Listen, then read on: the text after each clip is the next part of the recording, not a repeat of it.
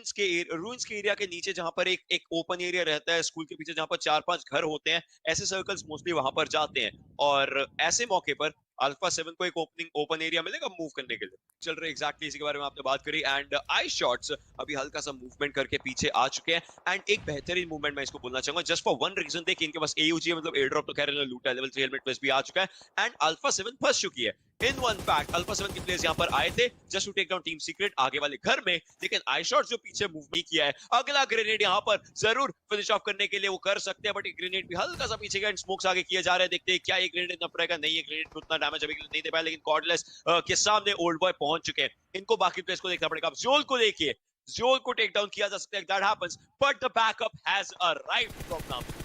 जी हाँ, नावी का बैकअप काफी ज्यादा बेहतरीन तरीके से यहाँ पे आ सकते हैं। नावी की फॉर्मेशन देखिए रडार के ऊपर कितनी ज्यादा कारगर साबित हो सकती है। वो जो एक प्लेयर अपने टीममेट से थोड़ा हटके खेल रहे हैं, he can go for a wide flank, और फिर ज्यूस के लिए बहुत ज्यादा परेशानी हो जाएगी। एबली काफी पीछे और वो अच्छा कवर फायर प्रोवाइड कर सकते हैं, लेकिन दिक्कतों का सामना तो उन्हें भी करना पड़ेगा। ओल्ड बॉय यहाँ पे एक सेफ अप्रोच लेते हुए इस फाइट में थोड़ा सा बैक ऑफ कर रहे हैं। पैराबॉय कोशिश कर रहे हैं एएसएल को दिक्कत देने की। दोनों साउथ एशियन टीम्स, एक नावी के अगेंस्ट फर्स्ट रखी है और एक यहाँ पर नोवा एक्सक्यूब के अगेंस्ट फर्स्ट रखी है। दिक्कतें हैं जरूर। जैक्स को डाउन किया जा चुका है मेकू के द्वारा। नावी के players, they are young, they are hungry and they are curious for everything. अभी शौकत आए जरूर थे, लेकिन उनको अकेला छोड़ दिया गया। यहाँ पर कहीं ना कहीं दिक्कत उनके लिए भी हो चुकी है। मेकू यहाँ पर नेट्स किए जा रहे हैं उनकी तरफ से, बट नोबडी होम। जी नोबडी इज होम, तो नेट्स का फायदा तो वहां पे नहीं होने वाला, कोई नॉक नहीं मिलने वाला। वेल शॉयकॉट अब खड़े हो चुके हैं, मैटिक को स्पॉट करके उनको नॉकआउट कर सकते हैं, बट ये काफी रिस्की होने वाला है। उन्होंने टिक्सियो के ऊपर टारगेट स्विच किया और शॉयकॉट के शॉट्स यहाँ पे मिस होते हुए टिक्सियो को इनकी पोजीशन का ज्यादा इस बेली सर्वाइविंग, और ये आता हुआ नावी के लिए काफी अच्छा नॉक जो कि मैक्यू ने निकाला है। और इसी के साथ नॉक नहीं था, वो फिनिश था, वो एंड था इस मैच में A1 Esports का।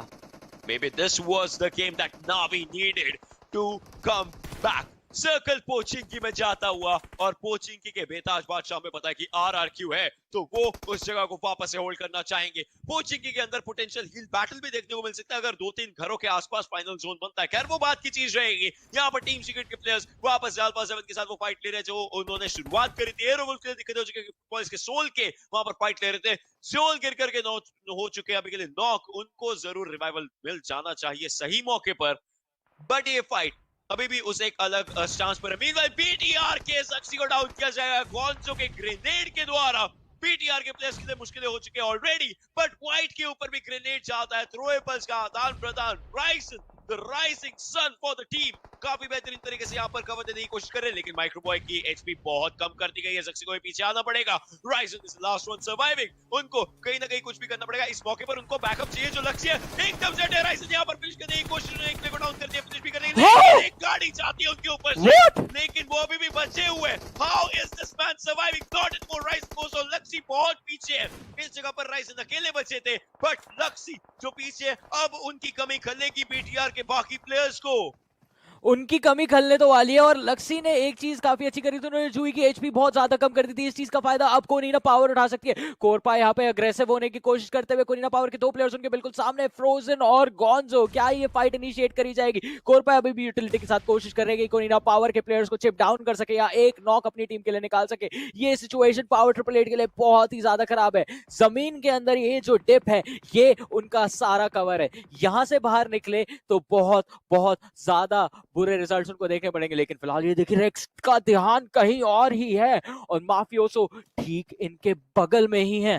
खैर ये ग्रेनेड था जरूर बेहतरीन, लेकिन ये उतना रिजल्ट नहीं दे पाया। सो एक चीज है, माफियोसो वो गमला बन चुके हैं। ये गमला हमने पहले भी और प्लेस को बनते हुए देखा है। देखते हैं कि क्या ये कारगर होता है। यहाँ पर रेक्स आगे मूव करना चाहते हैं, मैक्टो भी है वहां पर और यू है एक और एरिया पर। Let's see how that just goes for the team, but GC on to the other side class station से फाइट ले रहे हैं और नावी के प्लेयर्स एएसएल के साथ फाइट लेते हुए नजर चल रहा है। नावी ने पहले एक टीम को एलिमिनेट किया था, दूसरी टीम को, लेकिन बीटीआर का एलिमिनेशन यहाँ पर हो चुका है। खैर बीटीआर वंस अगेन कहीं ना कहीं थोड़ी बहुत दिक्कतों में आई थी। तब टीम सीक्रेट और ये जो अल्फा 7 की फाइट है इसके ऊपर आया था। टीम सीक्रेट के प्लेयर्स को पता कि वो आगे जाएंगे तो कोई ट्रैप उनके लिए बिछ रखा है, इसलिए टीम सीक्रेट के प्लेयर्स अभी भी ओवर कमिटमेंट नहीं कर रहे। इस बार मैक्टॉय मूव कर रहे हैं एंड माफियोसो को ये चीज पता थी। माफियोसो एक प्लेयर को डाउन करेंगे, काफी बेहतरीन 30 गोलियां उनके पास। दूसरे प्लेयर के ऊपर नजरें हो सकती है अगर आगे को जाए तो स्पॉट भी कर लिया, एक और प्लेयर को डाउन करने की कोशिश, लेकिन नो 10 एचपी पर उनको छोड़ा गया है।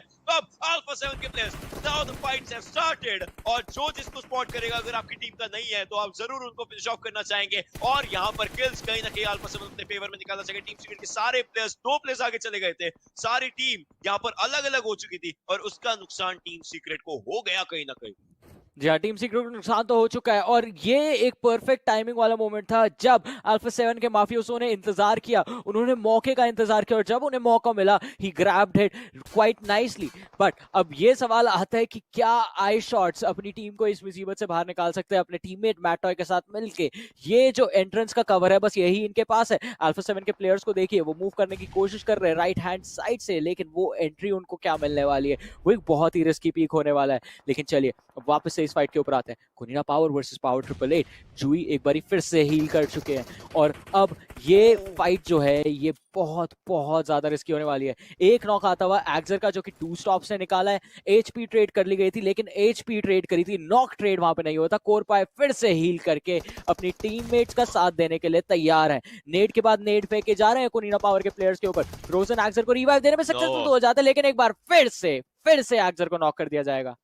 वो एक अच्छा ग्रेनेड आया था उनकी डायरेक्शन में, ये दिक्कत हो गई। गोंजो के भी काफी पीछे की तरफ कोई ग्रेनेड जा चुका है तो उनके लिए अभी दिक्कत की चीज नहीं है, लेकिन ये पता है यहाँ पर कि पावर ट्रिपल एट के प्लेयर्स के पास ग्रेनेड्स बहुत सारे हैं। थ्रोएबल गेम उनका बहुत स्ट्रॉन्ग है यहाँ पर अभी के लिए, तो उसके दम पर ही वो कहीं ना कहीं दिक्कतें बनाना चाहते हैं। कोई पावर के प्लेयर्स इकट्ठे होना चाहेंगे, वो अपने टीममेट्स के साथ ही रहना चाहेंगे। जो ब्रोकन बीआरडीएम टैंक्स पड़े हैं बीच में, उनका अच्छा कवर कोई ना पावर के प्लेयर्स बना सकते हैं। बट कितनी देर तक क्लास के रेस गिर करके नॉक हो चुके हैं और पावर ट्रिपल एट के प्लेयर्स को पता चल चुका है कि यहाँ से उनको निकल करके जाना चाहिए, लेकिन ऐसे एरिया से निकलना बहुत मुश्किल रहेगा। फ्रोजन एक प्लेयर को डाउन कर चुके हैं, बाकी प्लेयर्स को डाउन करने की कोशिश थी जरूर उनकी और वहां पर फ्रोजन ने कोरपाई को फिनिश ऑफ कर भी दिया है। बट पावर ट्रिपल एट जहां से वो मूव कर रहे हैं वो जगह भी खतरे से खाली नहीं है, क्योंकि आगे है पोचिंकी का बैक एंड साइड और हमें पता है यहाँ पर बहुत सारी फाइट्स होंगी। सीक्रेट जिनके काफी करीब टू स्टॉप्स आकर के रुके हैं। This might be a mistake.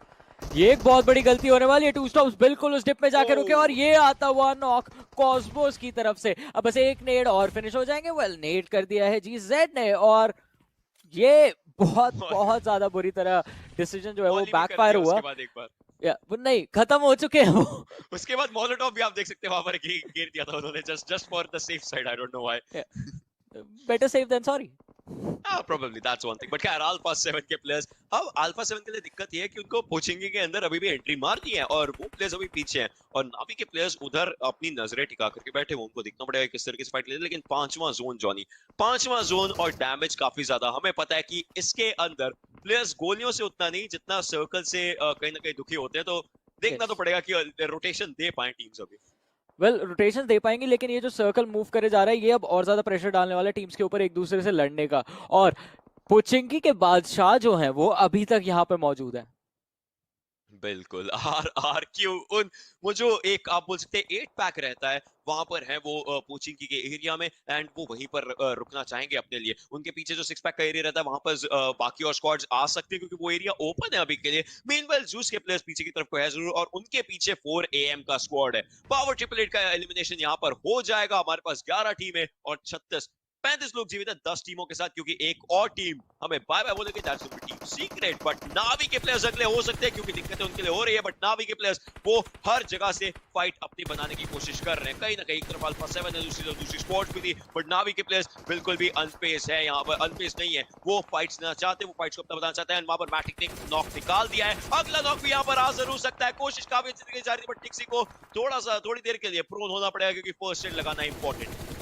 जी हाँ, टिक्चे की एचपी काफी ज्यादा कम कर दी गई थी और अब प्रेशर यहाँ पे उनके ओपोनेंट्स के ऊपर पीछे से भी आ रहा है। 4 AM यहाँ पे अल्फा 7 को टारगेट करने की कोशिश करते हुए और ये देखिए थोड़ी देर में स्वागीन जो है वो अकेले बचे, वो नावी के प्लेयर्स के अगेंस्ट फाइट ले रहे। टिक्चे की एचपी एक बार फिर से कम करके उनको नॉक आउट कर दिया गया है, लेकिन अभी भी एक 1 वर्सेस 3 की सिचुएशन है और इनकी पोजीशन कॉम्प्रोमाइज्ड है। ओह नो, 4 AM अब नावी को टारगेट करने के लिए आगे बढ़ चुकी है। नावी के प्लेयर को अभी तक रिवाइव नहीं मिला, अब जाके रिवाइव मिला है लेकिन हील करने के लिए अपॉर्चुनिटी नहीं है। दे फॉल बैक एक नेड के साथ प्रेशर को रोकने की कोशिश, लेकिन सामने से भी ग्रेनेड आता हुआ। टिक्से किसी तरह सर्वाइव कर जाएंगे, बगी इनके पास अवेलेबल है लेकिन अब स्वैगिन को फिनिश ऑफ कर दिया गया। थोड़ा सा डैमेज स्वैगिन देकर गए जिसको हो सकता है नावी अपने एडवांटेज के लिए यूटिलाइज कर ले, लेकिन कुनीना पावर इस फाइट में एक एक्स फैक्टर बन सकती थी बट नहीं। कुनीना पावर अभी उनकी अलग ही एक जंग चल रही है आरआरक्यू के अगेंस्ट। नावी बहुत ही बेहतरीन तरीके से इस लड़ाई से बच के निकल गई यहाँ से।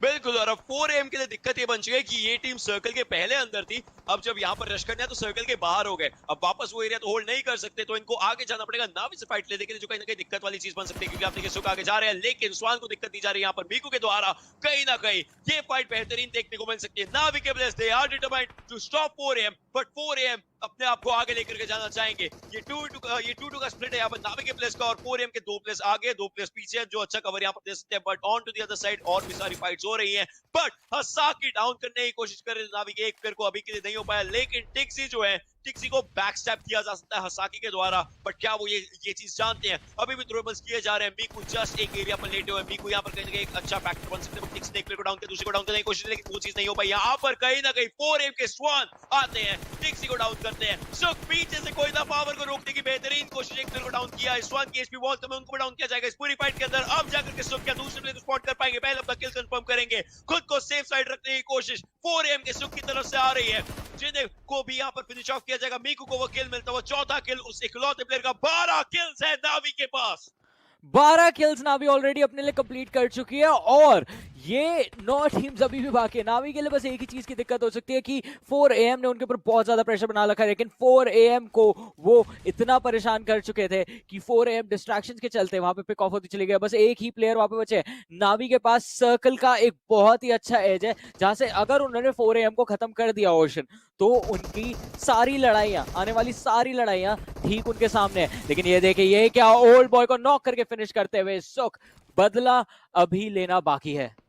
सुक आखिरी प्लेयर बचे 4 AM से, लेकिन हमें पता है एक प्लेयर भी एक पूरी स्क्वाड के ऊपर बहुत भारी पड़ सकता है। कहीं ना कहीं सुक को बच करके रहना पड़ेगा। अगले 15 सेकंड के अंदर दिक्कतें उस प्लेयर के लिए बढ़ जाएंगी। सर्कल उस प्लेयर से अलविदा होने की शुरुआत में है। उनको 15 मीटर जाना, लेकिन आप चाहे 1 मीटर दूर है, चाहे 100 मीटर दूर है, सर्कल आपको इक्वल डैमेज देता है। मैटिक 4 AM के जोड़ करके अब नोवा एक्सक्यू से फाइट ले रहे हैं पूरे। उनको किंग स्पॉट हो चुके हैं, किंग के पैर वहां पर दिखे थे, शॉट्स लेने की कोशिश, 28 का डैमेज दिया भी यहाँ पर मैटिक ने, but that was not enough. आपको कहीं ना कहीं एलिमिनेशंस निकालने पड़ेंगे। ज़्यूस के प्लेयर्स यहाँ पर फाइट ले रहे हैं, ज़्यूस के प्लेयर्स भी अभी जिंदा हैं। एबली और ज़ोल यहाँ पर दिख जरूर रहे हैं, but will that be enough? क्योंकि एरोबल के प्लेयर्स को डाउन करने की कोशिश रहेगी। जीसी ने यहाँ पर एक पूरी स्क्वाड को एलिमिनेट जरूर किया है अच्छे तरीके से। क्लास सिस्टम के प्लेयर्स भी वहां पर जरूर थे, लेकिन अब बारी आती कि 5 टीमें जब यहाँ पर बची हैं, तो किस तरीके से फाइट जाएगी। सुक्का ग्रेनेड भी RRQ के BR11 को डाउन करता है, ज़ोल को डाउन किया जाएगा। एबली को आगे आना पड़ेगा इस पूरी फाइट को लेने के लिए। प्लेयर स्पॉट करने की कोशिश की तरफ से आज 1v1 की फाइट बन जाएगी, लेकिन क्या वो इनफ कर पाएंगे? He is trying, he does it. Ably takes down one more secret जिनका एलिमिनेशन होता हुआ। लेकिन ये क्या, एबली भी एक झटके में बाहर कर दिए गए RRQ के द्वारा। पोचिंकी जिनका घर है, वो अभी तक इस लड़ाई में, इस जंग में जिंदा है। और मजेदार बात यह है कि ये जो फाइनल फाइट होने वाली है, 3 वर्सेस 3 की होने वाली है। 3 टीम्स, 9 प्लेयर्स। अब नोवा एक्सक्यू के प्लेयर्स नेट के बाद नेट फेंके जा रहे हैं। नोवा एक्सक्यू के किंग को वहां पे टेकन डाउन किया गया है, लेकिन मैटिक की एचपी बहुत ज्यादा कम है। मैटिक को इस नेट के साथ नॉक किया जाएगा, मतलब मैक्यू अब अकेले बचे अपनी टीम के लिए। ऑर्डर को रोकना बहुत ज्यादा मुश्किल होने वाला है। ऑर्डर यहाँ पे क्लाइम करते हुए, उनके पीछे जिमी भी आ रहे हैं। अब स्टेट्स का कवर है यहाँ पे मैक्यू के पास। ऑर्डर के हाथ में एक और नेट आता है, वो उसको कुक कर रहे हैं, फेंकने की कोशिश कर रहे हैं, परफेक्टली लैंड होता है। तो मैक्यू का गेम यहीं पे खत्म हो जाएगा, और उसी के साथ साथ नावी भी खत्म हो जाएंगे। There it is, Navi they have been taken out by RRQ, जो बैकस्टैप कर गई वहां पे। अब RRQ की 3 versus 2 situation. It's a 2v3, but Jimmy एक प्लेयर को डाउन कर देंगे यहाँ पर, making it a 2v2। RRQ versus Nova XGF। D2 और BR11 है जरूर, लेकिन इस सर्च के अंतर्गत थ्रोएबल्स किए गए तो काफी बेहतरीन से फाइट्स होती है। Order has a really strong throwable game. वो ये गेम अपने हिस्से में बनाने की कोशिश करेंगे। अब देखिए 52 का damage D2 acquires with order knows, he has a groza switches to scarl, दो एक प्लेयर को डाउन किया।